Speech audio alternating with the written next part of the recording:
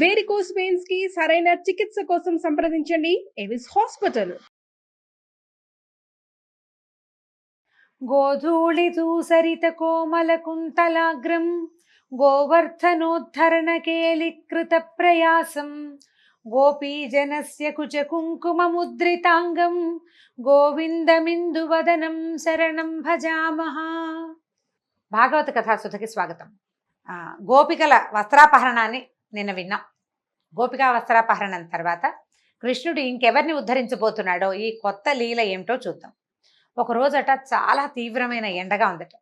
బలరామకృష్ణులు, గోపబాలుడు వీళ్ళంతా యమునా తీరాన ఉన్న అడవుల్లో గోవుల్ని మేపుతూ బృందావనం నుంచి చాలా దూరం వెళ్ళిపోయారు. ఎంతో దూరం వెళ్ళాక ఎండవేడికి తట్టుకోలేకపోయారు. ఆ గోవులు కూడా తలా ఒక పక్కన చెట్ల కింద కూర్చుని వీళ్ళు కూడా చెట్ల నీటిలో విశ్రమించారు. కాసేపు తేరుకున్నాక ఏమన్నట, మిత్రులారా, ఈ చెట్లను చూడండి, ఇవి ఎవరి నుంచి ఏమీ కోరవు, తమ పట్ల ఎవరెంత అపచారం చేసినా సహిస్తాయి. అలాగే అన్ని ప్రాణులకి ఉపయోగపడమే తన జీవిత లక్ష్యం అన్నట్టు బతుకుతాయి ఈ చెట్లు, అంతే కదా. వాటికి ఎవరికి తోటి ఏమీ లేదు, కొట్టేసిన వాడికి కూడా నీడిస్తుంది, పండిస్తుంది చెట్టు. తాము ఎండకు ఎండి గాలికి వాలిపోయి వానకు తడిసి చలిని సహించి అవే బాధల నుంచి మనని రక్షిస్తాయి. అంతేకాదు ఎవరైనా తమ వద్దకు ఏదైనా ఆశించి వస్తే వాళ్ళని రిక్తహస్తాలతోటి పంపవు. ఎవడైనా వస్తాడు, పచ్చగా ఉన్ననాళ్ళు ఆకులు, కాయలు, పళ్ళు, పువ్వులు ఇస్తాయి. ఎండి మోడైపోయాక కలప, కట్టె, కట్టెలు, బొగ్గులు ఇస్తాయి. చెట్లు ఎంత గొప్పవి! ఇంతకంటే జన్మ సాఫల్యం అంతరం ఇంకొకటి ఉందా?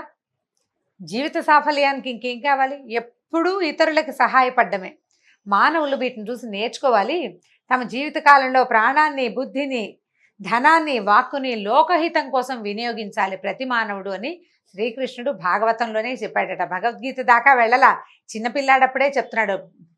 పుట్టిన ప్రతి ప్రాణి లోకహితం కోసం ప్రవర్తించాలి. మనం మొత్తం లోకహితం కోసం ప్రవర్తించలేకపోతాం. కనీసం కొంతైనా లోకహితం, సొంత లాభం కొంత మానుకుని పొరుగువాడికి తోడ్పడాలని కృష్ణ పరమాత్మే చెప్పాడు.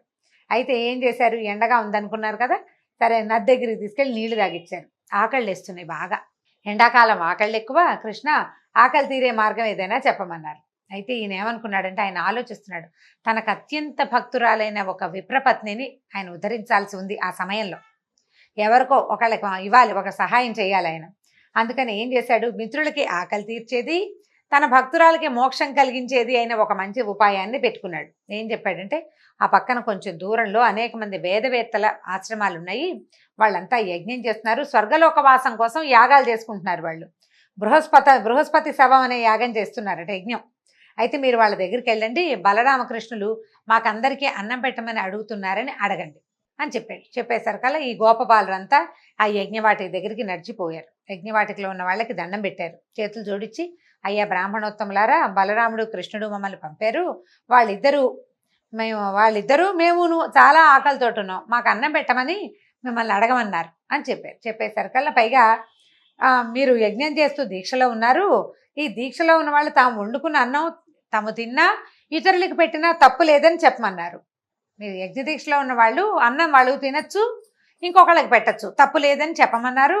కాబట్టి మీరు సమస్త ధర్మాలు తెలిసిన పెద్దవాళ్ళు బలరామకృష్ణులకి అన్నం పెట్టండి, మాకు కూడా అన్నం పెట్టండి అని అడిగారు. ఈ విప్రులు స్వర్గము మొదలైన అంటే ఏమనాలి, అల్పమైన విషయాలు, చిన్న విషయాల పట్ల మాత్రమే ఆసక్తిగా ఉంది. విస్తారంగా కర్మలు చేయటమే జీవన సాఫల్యం అనుకునే చాలా చిన్న బుద్ధి. వీళ్ళకి భగవంతుడిని తెలుసుకునే ఉపాయం మీద దృష్టి లేదు. స్వర్గారోహణ ఎలా స్వర్గాన్ని పొందాలి అనే దాని మీదే ఉంది. పైగా దానికి తోడు ఏంటంటే, మూర్ఖులు, తమంత జ్ఞానులు ఎవరు లేరన్న ఉద్దేశం ఉన్నవాళ్ళు. భగవంతుడిని తెలియని వాడిని మూర్ఖుడనే కదా అనాలి. అక్కడి నుంచి సాక్షాత్తు భగవంతుడే గుమ్మంలోకి వచ్చి అన్నం అడిగినా విన్నట్టు ఉండిపోయారు. అన్నం పెడతామని అనలేదు, పెట్టమని సమాధానం చెప్పల. గోపబాలురు వెనక్కి తిరిగి వచ్చేసారు. ఇక నిరాశగా వచ్చారు. అప్పటికే ఎండ మార్చేస్తోంది, ఆకలి కడుపుతో నకనకలాడుతూ వెనక్కి వచ్చారు. అయితే బలరామకృష్ణులకు చెప్పారు, ఇలా జరిగింది. వాళ్ళు ఏం మాట్లాడలేదని. కృష్ణుడు నవ్వేట, ఏదైనా ఒక పని చేయాలంటే ప్రయత్నం చేస్తూ ఉండాలి. మనకు అన్నం కావాలి, ప్రయత్నం చేయొద్దు. వాళ్ళని అడిగావు, వాళ్ళు కాదన్నారు, ఇంకోళ్ళని అడుగు, ఇంకో ప్రయత్నం చేయాలి కదా. ఒక ఉపాయం ఫలించకపోతే ఇంకో ఉపాయం ఆలోచించాలి. కాబట్టి మీరు మళ్ళీ వెళ్ళండి, ఈసారి బ్రాహ్మణులను అడగద్దు, వాళ్ళ భార్యలను అడగండి అన్నాడు. ఈ విప్రులు జ్ఞాన సంపన్నులు. వాళ్ళకి ఆలోచన ఏంటంటే, చదువు విషయం వరకే వాళ్ళకి ఆలోచన ఉంది. కానీ విప్రుల భార్యలు భక్తి సంపన్నులు, వాళ్ళకి చాలా భక్తి ఆలోచనలు ఉన్నాయి. వాళ్ళకి ఏంటంటే, అన్నిటికీ ఎప్పుడు నిరంతరము పరమాత్మ మీదే లగ్నమైన మనసు కలిగిన వాళ్ళు. విప్రపత్నులు విష్ణు కథలు విన్నారు, వాటిని మననం చేసుకున్నారు, వాటినే ధ్యానం చేసి ధన్యులయ్యారు. వారు శరీరాలతో సంసారాల్లో ఉన్నారు, కానీ వాళ్ళ మనసుల్లో మాత్రం విష్ణువే ఉన్నాడు ఖచ్చితంగా. కాబట్టి కృష్ణుడు అన్నం అడుగుతున్నాడు అని చెప్పమన్నారు. ఈ పిల్లలు మళ్ళీ గోపబాలురంతా వెళ్ళారు. భార్యలు కూర్చునేందుకు ప్రత్యేకంగా ఒక పక్కన ఒక శాల ఉందట. ఈ యజ్ఞంలో ఉన్న మగవాళ్ళంతా బ్రాహ్మణులంతా యజ్ఞం చేసుకుంటుంటే వాళ్ళ భార్యలు కూర్చోడానికి ఒక పెద్ద శాల కట్టి ఉంది, కూర్చుని ఉన్నారు. వాళ్ళంతా చక్కగా అలంకరించుకుని చక్కగా లక్షణంగా కూర్చుని ఉన్నారు. ఉండేసరికల్ గోపబాలుడు నమస్కారం చేసి చెప్పారు వాళ్ళకి, కృష్ణుడు ఆవులు మేపుతూ ఇంటి నుంచి చాలా దూరం వచ్చేసాడు. అతని అనుచరులమైన మేము, వాళ్ళ అన్నయ్య అయిన బలరాముడు కూడా ఆకలితోటి ఉన్నాం అని చెప్పి మా అందరికీ అన్నం పెట్టమని అడగమన్నాడు అని అడిగేసరికల్లా ఈ మన విప్రపత్నులు, ఈ బ్రాహ్మణ స్త్రీలు అప్పటికే ఈ కృష్ణుడి సంగతులన్నీ విని ఉన్నారు. కృష్ణుడు సాక్షాత్ శ్రీమన్నారాయణ అనే భావనతోటి కూడా ఉన్నారు. పరమాత్మే అడగడం తమది పూర్వజన్మ పుణ్యం అనుకుని ఏం చేశారు, వెంటనే గబగబా నడుం కట్టి వంటలు చేసేసారు. చకచక అందరూ కలిసి షడ్రుచులతో అనేక పదార్థాలు ఉండి పెద్ద పెద్ద పాత్రల్లో పెట్టుకున్నారు. భర్తలు, సోదరులు, బంధువులు, పుత్రులు అందరూ స్త్రీలను అన్నం మోసుకెళ్ళద్దు అని కేకలేశారు. అయితే ఏంటంటే నదులకి ఎన్ని కొండలు అడ్డం వచ్చినా అవి సముద్రం వైపే దారితీస్తాయి. అయినా కూడా వీళ్ళు ఏం చేశారు, అలాగే ఈ విప్రపత్నులు ఎవరు వద్దన్నా సరే ఈ అన్నపాత్రలు అవి మోసుకుంటూ కృష్ణుడు ఉన్న చోటుకి వెళ్ళారు. వాళ్ళల్లో ఒక ఆమె భర్త గట్టిగా అడ్డుకున్నాడు, ఆమెను వెళ్ళని వాళ్ళ చేతులు గుచ్చేసుకున్నాడట. వెళ్ళనిపోయేసరికల్లా ఆమె ఉండిపోయింది అక్కడే. మిగిలిన వాళ్ళంతా వెళ్ళిపోయారు. వెళ్ళంగానే వాళ్ళని చూసేసరికల్లా వాళ్ళకి ఏమనిపించిందంటే తమ జీవాత్మ పరమాత్మలోకి చేరిపోతున్న భావన కలిగిందట. ఆ దివ్యమంగళ స్వరూపాన్ని చూస్తూ ఉండిపోయారు.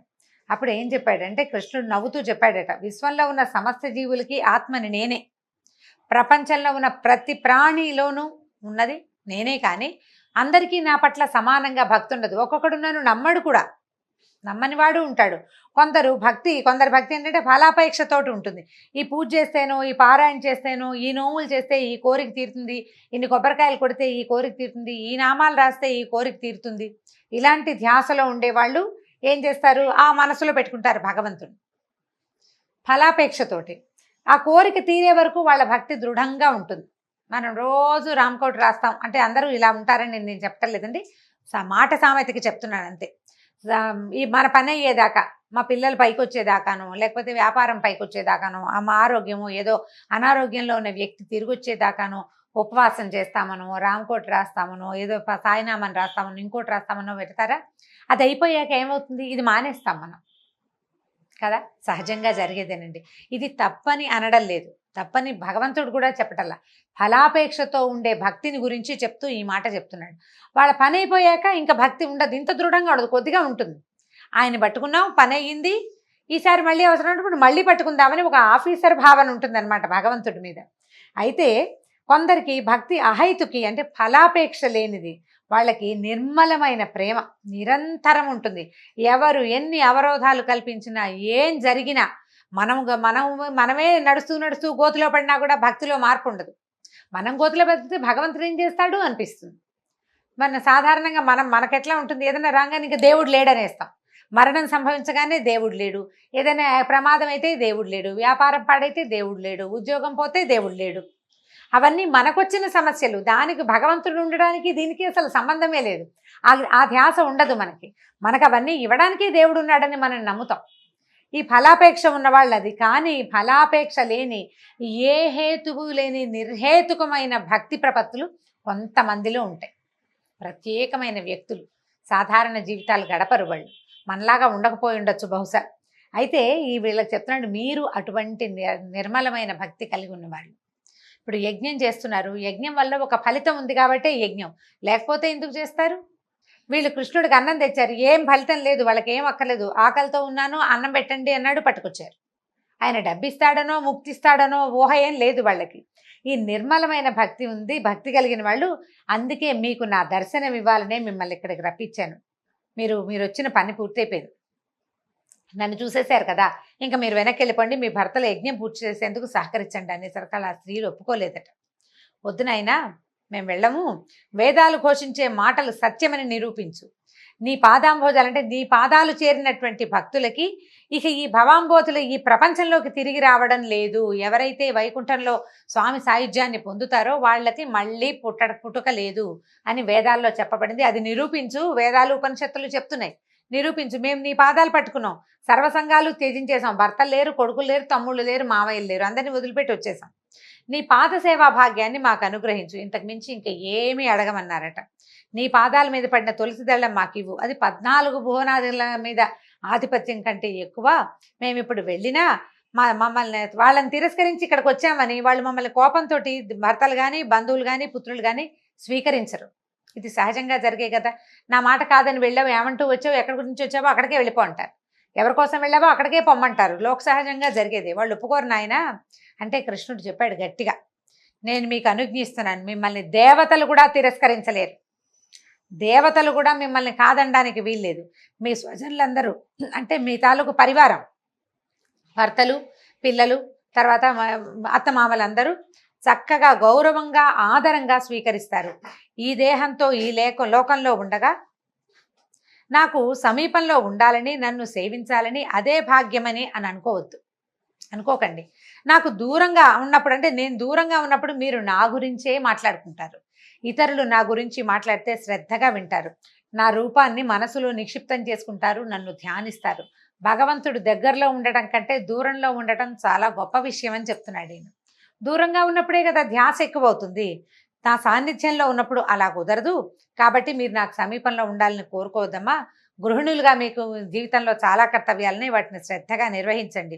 ఆ ధర్మాన్ని పాటిస్తూనే మనసును నా మీద లగ్నం చేయండి, నాకు సన్నిహితులవుతారు, త్వరలోనే సాయుధ్యం పొందుతారని చెప్పి పంపించాడు. ఈ కృష్ణుడికి నమస్కరించి విప్రపత్నులంతా తమ తమ ఆశ్రమాలకు వెళ్ళిపోయారు. భర్తలు వారిని తమ మాట కాదని వెళ్ళారన్న భావాలే లేవు ఎవరికి. వాళ్ళ లోపలి భావాన్ని ఆ లోపల ఉన్న అంతర్జ్యోతే తుడిపేసింది. అందరూ సగౌరవంగా మామూలుగా ఉన్నారు, ఏమి ఇబ్బంది పెట్టలేదు. భార్యలతో కలిసి యజ్ఞం పూర్తి చేశారు. భర్త చేత అడ్డగించబడిన స్త్రీ మాత్రం ఒక ఆవిడ భార్యని వెళ్ళనివ్వలేదు కదా, ఆపేశాడు. ఆమె కృష్ణుడినే ఏకాగ్రంగా ధ్యానిస్తూ యోగం ద్వారా శరీరాన్ని విడిచిపెట్టేసిందట. కృష్ణుడు తక్షణం అనుగ్రహించాలనుకుంది ఆమెనే. ఆమె తాలూకు ఆత్మ భగవంతుడిలో లీనమైపోయిందట. ఈ బలరాముడు కృష్ణులు ఏం చేశారు, మిత్రులతో కలిసి ఈ విప్రపత్నులు తెచ్చారు కదా, బ్రాహ్మణ స్త్రీలు తెచ్చిన ఆహారాన్ని హాయిగా తిన్నారు.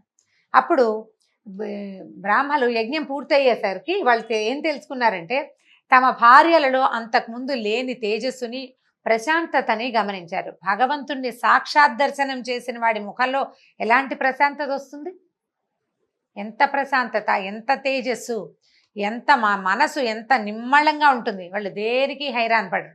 వాళ్ళని చూసేసరికల్లా వీళ్ళకి అర్థమైంది, కృష్ణుడి గురించి వాళ్ళు విన్నారు, వాళ్ళకి తెలుసు కొంత. కానీ అయ్యో యజ్ఞం కోసం ఇలాంటి అవకాశాన్ని జారవిడుచుకున్నామే అని చాలా చింతించారట. మనం మంచి మంచి వంశాల్లో పుట్టాము, శాస్త్రోక్తంగా అన్ని షోడశ కర్మలు చేయించుకున్నాము, చక్కగా అన్నీ చేసాం, వైదిక కర్మల్లో నిష్ణాతులమయ్యాం, యజ్ఞాలు చేస్తున్నాము, చాలామందికి గురువులు అయ్యాం, కానీ పరమాత్మ మన వాకిట్లో నిలబడి పట్టెడు అన్నం పెట్టమంటే పెట్టలేకపోయాము. ఎంత యజ్ఞం మీదే దృష్టి పెట్టుకున్నాం, పక్కనే చేతికి అందొచ్చిన పరమాత్మని మనం గుర్తించలేకని దురదృష్టవంతులం అయిపోయామని చాలా చింతించారు. యజ్ఞం చేసే దేశ కాలాలు, యజ్ఞ విధాలు, ఋత్విక్కులు, వాళ్ళు చదివే మంత్రాలు, అగ్నులు, ఆ అగ్నుల్లో వేసే వివిధ ద్రవ్యాలు, ఆ హవిస్సులని అందుకునే దేవతలు, యజ్ఞం చేసే యజమాని, యజ్ఞ ఫలము అన్నీ శ్రీమన్నారాయణుడే అని వేదంలో చెప్పబడింది. అదంతా చదువుకున్నాం, మనం చదువుకున్న విద్యార్థులకు కూడా చెప్పాం. కానీ స్వయంగా వాకిట్లో నిలబడినటువంటి యజ్ఞ పురుషుణ్ణి మాత్రం నిరాదరించాము. యజ్ఞం పూర్తి చేసి ఏం పొందాం, మనం పొందిందేమిటి, పోగొట్టుకున్నదేమిటి అని ఆశ్చర్యంగా ఆలోచించుకున్నారు. వాళ్ళు సిగ్గుపడ్డారు వాళ్ళ తాలూకు ప్రవర్తన పట్ల. మనం యజ్ఞం చేసేది ఎవరి కోసం అయితే యజ్ఞం చేస్తున్నామో అతడు వచ్చి వాకిట్లో నిలబడ్డాడు, ఆయన్ని వాకిట్లో నుంచే వెనక్కి పంపేశాం. యజ్ఞం వల్ల ఫలితం వస్తుంది, క్రియ వల్ల ఫలితం రాదు కదా, కర్మలతోటి ఫలితాలు రావు. దాంతో వీళ్ళు ఏమనుకున్నారు, చాలా బాధపడిపోయారు. అయ్యో ఏ శాస్త్రాధ్యయనము లేని మన భార్యలకి భగవంతుడి పట్ల నిశ్చలమైన భక్తి ఉంది, వీటన్నిటికంటే యజ్ఞాది కర్మల కంటే భక్తి గొప్పదని వాళ్ళు నిరూపించారు. వెంటనే గుర్తించి సేవించారు, తరించారు. అప్పుడు దండాలు పెట్టుకున్నారనమాట, చేసిన అపరాధాన్ని మన్నించు, మేము ఇంత తప్పు చేశాము, ఎక్కడో ఉన్నాడు, ఈ దగ్గరలోనే ఉండుంటాడు అడవిలో, అన్నాలు తిని భోజనాలు చేసి ఉంటారు కదా, వీళ్ళు పట్టుకెళ్ళిన అన్నం అంతా తిని ఉంటారు, వాళ్ళు ఇక్కడే ఎక్కడో ఉంటాడు, వెళ్దామని వాళ్ళకి కోరిక కలిగింది. కానీ ఒకవేళ వెళ్తే రాజ్యాన్ని పాలించే కంసుడి ఆగ్రహానికి గురవుతామేమోనని భయం వేసింది. దాంతో సర్దుకుని ఊరుకున్నారు, ఇంక ఏమీ చేయలేకపోయారు. మొదటిసారి చూడండి, కర్మల లంపటంలో అంటే ఈ యజ్ఞం మీద ధ్యాసతోటి కృష్ణుణ్ణి గుర్తించలేకపోయారు. రెండో అవకాశం వచ్చినప్పుడు అంటే వెళ్ళి చూసేందుకు తమకు అవకాశం ఉంది, తెలుసుకున్నారు పరమాత్మేనని తెలుసుకున్నారు. కానీ వీళ్ళకి ఏంటంటే దర్శించాలనుకున్న వాళ్ళకి అలవాటైన తర్కము, ఆలోచనలు, అంటే ఇప్పుడు వెళ్తే కంసుడు ఏమంటాడు, రేపొద్దున యజ్ఞాలు చేసుకొని ఇస్తాడు, చేసుకొని అంత దూరం ఆలోచించారు. భగవంతుని చూసే అవకాశం వచ్చినప్పుడు కుతర్కాలేకపోతే ఇంకేముందండి, అవకాశం పోయినట్టే. ఆ రకంగా బ్రాహ్మణులంతా అవకాశాన్ని పోగొట్టుకున్నారు. ఈ సమస్త లోకాధిపతిని దర్శిస్తే మధురాధిపతికి కోపం వస్తుందేమోనని ఆలోచించారు. అందుకంటే చెప్తారు, ఆకాశం అంత జ్ఞానం కంటే ఆవగింజంత భక్తి మిన్నా అని చెప్తారు పెద్దవాళ్ళు. అనేక సార్లు చెప్పినా కూడా చెప్పగా ఇప్పుడు మనకి వ్యాసుల వారు చాలాసార్లు ఇది చెప్తూనే వచ్చాడు. భగవద్గీతలో ఎన్నోసార్లు వింటాం. దానికంటే ఇది ముఖ్యమైనది, కర్మల కంటే భక్తి ముఖ్యమైనది అని వ్యాసుల వారు ఎన్నిసార్లు చెప్పారు ఈ మాట.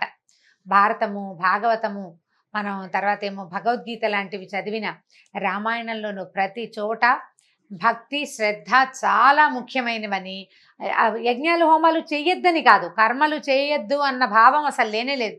అవన్నీ చేస్తూ వాటితో పాటు భక్తి శ్రద్ధ అనేవి చాలా ముఖ్యమైనవి. ఇప్పుడు యజ్ఞమా భగవంతుడా అంటే ఏదని తేల్చుకోవద్దు. నువ్వు తేల్చుకోలేకపోతున్నావంటే నువ్వు ఇంపార్టెన్స్ కర్మలకు ఇస్తున్నట్టు. వీళ్ళు చేసిన పొరపాటే అది. అయితే ఈ రకంగా బ్రాహ్మణ పత్నులని ఉద్ధరించాడు శ్రీకృష్ణ పరమాత్మ. దీంతో భాగవత కథా సుధ ఇవాల్టి భాగం పూర్తయింది. వచ్చే భాగంలో మళ్ళీ కలుసుకుందాం. నమస్కారం.